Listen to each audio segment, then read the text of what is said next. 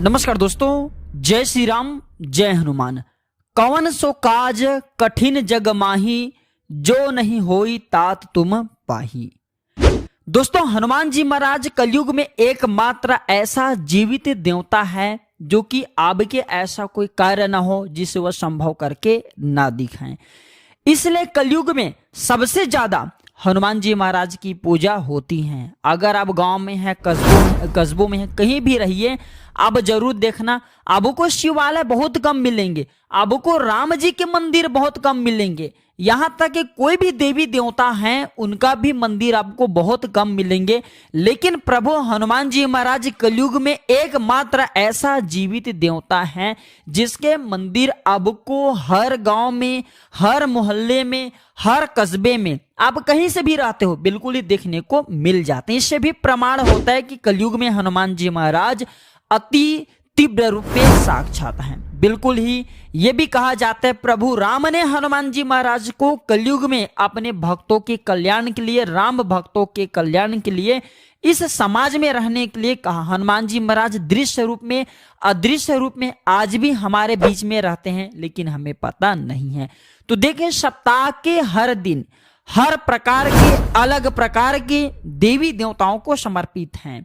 तो आज के इस वीडियो में मैं आप लोगों को बताऊंगा मंगलवार के दिन हनुमान जी महाराज को समर्पित होता है। तो मंगलवार के दिन हमें क्या करना चाहिए, क्या नहीं करना चाहिए। आप में से बहुत सारे लोगों ने हमें कमेंट पूछे थे, वही कमेंट का एक वीडियो बना करके आज मैं आप लोगों को जानकारी साझा कर रहा हूं। देखिए, बिल्कुल ही वीडियो मिस मत करना, क्योंकि हनुमान जी महाराज एकमात्र ऐसा कलयुग में जीवित देवता कहे गए हैं जो कि थोड़ी सी पूजा पाठ से प्रसन्न हो जाते हैं। आप कलयुग में कितने भी कोई भी देवी देवताओं को रटते रहिए, यहां तक कि भगवान शंकर का भी आप कलयुग में कितना भी मंत्र का जाप कर लीजिए, वो जल्दी प्रसन्न नहीं होते, क्योंकि भगवान शंकर ने स्वयं कलयुग में जितने भी देवी देवताओं के जपने से जो ऊर्जा प्राप्त होती, सिद्धि प्राप्त होती है, यहां तक कि जो देवी देवताओं के लिए दर्शन, जो मंत्र कहे गए हैं, वैदिक मंत्र कहे गए हैं, सभी मंत्रों को क्लिक करके रखें, केवल हनुमान जी महाराज और साबर मंत्रों को छोड़ करके। तो इस वीडियो में विशेष रूप से बताना चाहूंगा, किसी भी प्रकार की आपकी अधूरी मनोकामना आप चाहते हैं कि वह मनोकामना पूरी हो जाए, धन की प्राप्ति चाहिए, पुत्र की प्राप्ति चाहिए, कोर्ट कचहरी में विजय चाहिए, किसी न किसी समस्या से परेशान है, हर समस्या का एक ही उपाय है हनुमान जी महाराज। वीडियो ध्यान से सुनना। वीडियो में आगे बढ़ने से पहले, जानकारी बताने से पहले सभी दर्शकों को कहना चाहूंगा, कमेंट बॉक्स में जय श्री राम, जय हनुमान जरूर लिखना। तो आप में से अधिकतर लोग पूछते हैं कि मंगलवार के दिन कौन से काम नहीं करना चाहिए। देखिए, वैसे मंगलवार के दिन बहुत सारे ऐसे कार्य जिसे करने से वर्जित, हमें बिल्कुल ही कार्य को वर्जित करना चाहिए, हमें नहीं करना चाहिए। खास करके मंगलवार के दिन घर में नमक खरीद करके नहीं लाना चाहिए, और घर में अगर आप खाना खा रहे हैं तो एक्स्ट्रा नमक मांग करके, जो भी सब्जियों उसमें नमक कम है तो एक्स्ट्रा आपको नमक मांग करके नहीं खाना चाहिए। इस दिन पान भी नहीं खाना चाहिए। पान खा करके अगर आप जमीन में थूकते हैं तो इससे हनुमान जी महाराज नाराज होते हैं और आपके कुंडली में मंगल ग्रह कमजोर हो जाते हैं। मैं वीडियो में बताऊंगा कि मंगल ग्रह क्या है। इसके बाद इस वीडियो में जानते हैं मंगलवार को क्या नहीं खरीदना चाहिए। तो मंगलवार को आपको लोहे नहीं खरीदना चाहिए। अगर आप लोहे खरीदते हैं तो आपको आर्थिक समस्या का सामना करना पड़ सकता है। और मंगलवार के दिन कर्जे भी नहीं लेना चाहिए। अगर मंगलवार के दिन कर्जे लेते हैं तो फिर इसे चुकाने में काफी कष्ट होता है, बिल्कुल ही आप चुका भी नहीं पाएंगे, वो कर्जे बिल्कुल ही बढ़ता जाता है। तो ध्यान रखिएगा, कभी भी किसी से कर्जे लेना है तो मंगलवार के दिन आपको कर्जे नहीं लेने हैं। आप में से बहुत सारे लोगों ने बहुत ही सुंदर प्रश्न किए कि मंगलवार के दिन हनुमान जी महाराज को कैसे प्रसन्न करें। तो हनुमान जी महाराज को प्रसन्न करने का बहुत ही साधारण सा तरीका है, वह है मंगलवार के दिन हनुमान जी महाराज को आप जो है श्री राम लिखे ध्वजा चढ़ा दीजिए और हनुमान चालीसा का पाठ करें। कोई भी आपकी बड़ी से बड़ी मनोकामना हो, इस उपाय के बाद बड़ी से बड़ी मनोकामना की पूर्ति हो जाते हैं और हनुमान जी महाराज प्रसन्न हो जाते हैं। आप में से बहुत सारे लोग हमें कमेंट करके पूछ रहे थे कि गुरुजी ये बताइए हनुमान जी महाराज को खाने में क्या पसंद है, हम कौन सी हनुमान जी महाराज को चीज चढ़ाएं। तो देखिए दर्शकों, हनुमान जी महाराज को 3 तरह के लड्डू पसंद हैं। एक जो है केसरिया बूंदी, जो बूंदी का लड्डू होता है केसरिया कलर का, वो बहुत पसंद है हनुमान जी महाराज को। दूसरा जो बेसन के लड्डू होता है वो बहुत पसंद है। और हनुमान जी महाराज को तीसरा जो लड्डू है वो है मलाई मिश्री का लड्डू, जी हाँ, जो मलाई का लड्डू होता है वो हनुमान जी महाराज को बहुत पसंद है। हनुमान जी महाराज को चढ़ा दीजिए। फिर आप जो अपना मनोकामना बोलिए, मनोकामना बोलते हुए एक काम जरूर करना, हनुमान जी महाराज को इसे चढ़ाते हैं, बाद में इसे थोड़ा बहुत ला करके गरीबों में आपको बांट देना है। लड्डू चढ़ाने से ऐसा माना जाता है, हमने 3 तरह के लड्डू बताए, इसे पापी ग्रह आपके अगर कुंडली में बैठा नुकसान करे, वो भी नुकसान करना बंद कर देते हैं। हनुमान जी महाराज की पूजा करने से क्या फल प्राप्त होता है बताइए गुरुजी। आप में से अधिकतर लोग कमेंट करके पूछ रहे थे। देखिए, हनुमान जी महाराज की पूजा करने से वह फल आपको प्राप्त होगा जिस फल की आप कामना नहीं कर सकते। जैसे कि अगर आपकी बुद्धि बहुत ही कमजोर है, बुद्धि फास्टा हो जाते, कहते हैं ना कि बुद्धि न तनु जान के सुमरौ पवन कुमार, बल बुद्धि विद्या देहु मोहि हरहु कलेश विकार। हनुमान जी महाराज को बुद्धि का दाता भी कहा जाता है। हनुमान जी महाराज से हमें यह भी सीख लेना चाहिए कि हनुमान जी महाराज ने उचित समय में अपने सही बुद्धि का प्रयोग किए थे। हनुमान जी महाराज ने रावण जैसे दुराचारी का भी संहार किए थे, लंका का भी दहन किए थे। इस वीडियो में जानते हैं कि हनुमान जी महाराज को तुलसी चढ़ाने से क्या फल प्राप्त होता है। देखिए, ऐसा माना जाता है हनुमान जी महाराज को तुलसी अर्पित करने से हनुमान जी महाराज बहुत प्रसन्न होते हैं, अपने भक्तों को रक्षा प्रदान करते हैं। यहाँ तक ये भी कहा जाता है हनुमान जी महाराज को अगर राम लिखे, तुलसी के पत्ते का आपको राम लिखने और इसे हनुमान जी महाराज को समर्पित कर देना है तो बड़े से बड़े मनोकामना की पूर्ति होता है। चाहे आपकी वह मनोकामना कुछ भी क्यों ना हो, हनुमान जी महाराज उस मनोकामना की बिल्कुल आपकी पूर्ति करा देते हैं। इसके बाद आप में से बहुत सारे लोग पूछ रहे थे कि गुरुजी ये बताइए हनुमान जी की जो पूछ है वो कौन है। तो जो अष्ट सिद्धि 9 निधि के दाता हनुमान जी महाराज कहे जाते हैं, एक कथा के अनुसार हनुमान जी महाराज की पूछ माता पार्वती की ही स्वरूप कहे गए हैं।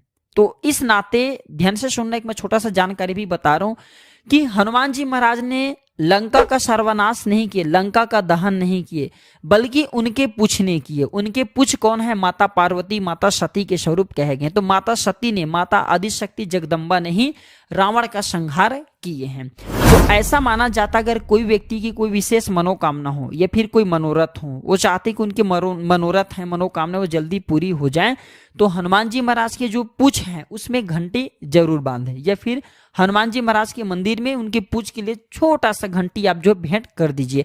आपकी जो मनोकामना हो, धन की मनोकामना हो, धन की प्राप्ति हो जाएंगे। जो भी मनोकामना हो, चाहे कोई भी मनोकामना, कोर्ट कचहरी का मामला हो, उसमें भी विजय की प्राप्ति होती है। आप में से बहुत सारे लोग पूछ रहे थे कि अगर मैं रोज हनुमान चालीसा पढ़ूं तो क्या होगा। देखिए, अगर आप हनुमान चालीसा नित्य पढ़ते हैं तो इसका ये बेनिफिट होगा कि पूरे दिन आप खुश रहेंगे, आपको ऐसा ज्ञान की प्राप्ति होगी, ऐसा दिव्य ज्ञान की प्राप्ति होंगी जिसकी आप कल्पना नहीं कर सकते। यहाँ तक कि नित्य अगर आप हनुमान चालीसा का पाठ करते हैं तो हनुमान जी महाराज के अंश आपको प्राप्त हो जाते हैं, आपके देह सिद्ध हो जाते हैं। आपको भूत प्रेत जैसे जो निज ग्रह हैं, जो पापी ग्रह हैं, जो भूत प्रेत जैसे जो नकारात्मक शक्ति कहे गए, आपके बाल बांका नहीं कर पाते, आपके शरीर को टच नहीं कर पाते, अगर छूने की भी प्रयास करें तो भस्म हो जाएंगे। तो हनुमान चालीसा पढ़ने का यह है जबरदस्त पावरफुल चमत्कार। आप में से बहुत सारे लोग ये भी पूछ रहे थे कि हनुमान चालीसा पढ़ते समय उबासी क्यों आते हैं। देखिए, अगर आप हनुमान चालीसा पढ़ते हैं तो सर्वप्रथम ये ध्यान रखिए कि आपके शरीर में कुछ न कुछ पाप शक्तियां विद्यमान होती, क्योंकि यह कली काल है, कलयुग कहे गए हैं। तो हमारे शरीर में जो गंदे विचार होते हैं, जो बुरी शक्तियां होती हैं, या फिर जो मन में पाप विचार होती हैं, अगर हनुमान चालीसा पढ़ते हैं, पाठ करते हैं, तो ये उबासी के रूप में शरीर से बाहर निकलती हैं। बिल्कुल, आप जो भी पाठ करिए, पूजा करिए, पूजा करते समय भी उबासी आती है। क्यों आती हैं? क्योंकि नकारात्मक चीज है हमारे शरीर से, हमारे देह से बाहर निकलती है। ये घबराने वाली कोई बात नहीं है।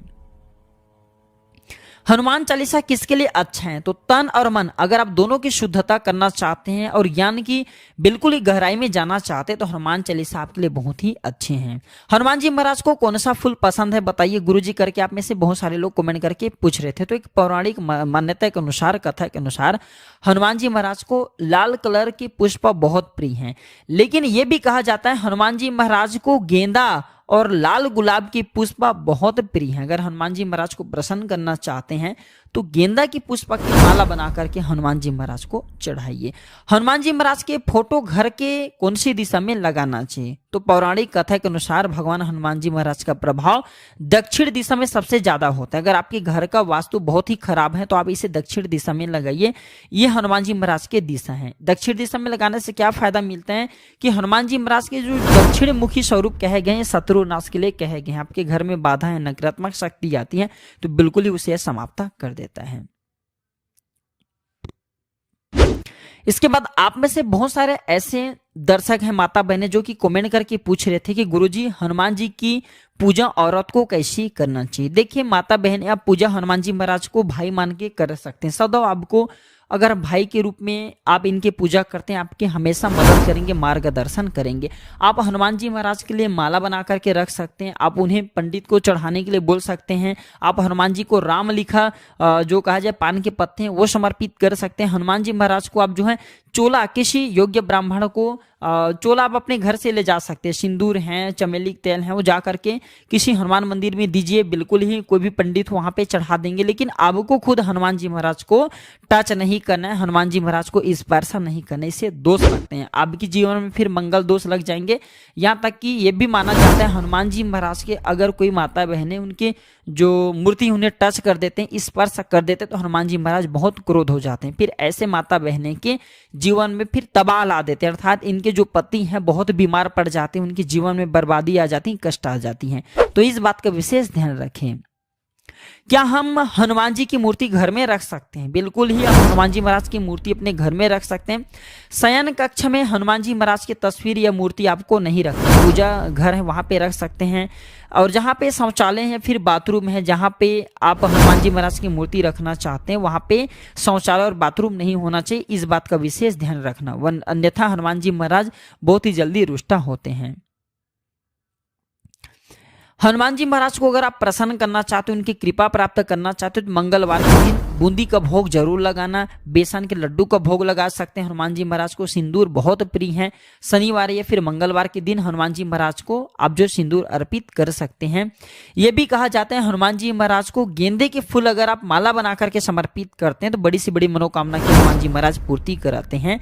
और यहाँ तक ये भी कहा गया है जो हनुमान जी महाराज हैं, अगर आप इसे राम लिखा लाल कलर की जो ध्वजे होते हैं उसमें राम लिखा हनुमान जी महाराज को झंडा समर्पित करते हैं, ध्वजा समर्पित करते हैं, तो बहुत हनुमान जी महाराज प्रसन्न होते हैं। आशा करता हूं कि मंगलवार के दिन हनुमान जी महाराज को किए जाने वाले, हनुमान जी महाराज के समर्पित जो उपाय होते हैं, किए जाने वाले उपाय बताए। हनुमान जी महाराज के लिए आपको क्या सावधानी रखना चाहिए, जो जानकारी बताए हूँ, ये जानकारी आपके जीवन में मंगलमय एवं कल्याणकारी साबित जरूर होंगे। आज की जानकारी पर समाप्त करता हूँ दर्शकों। वीडियो देखने के लिए धन्यवाद। नमस्कार।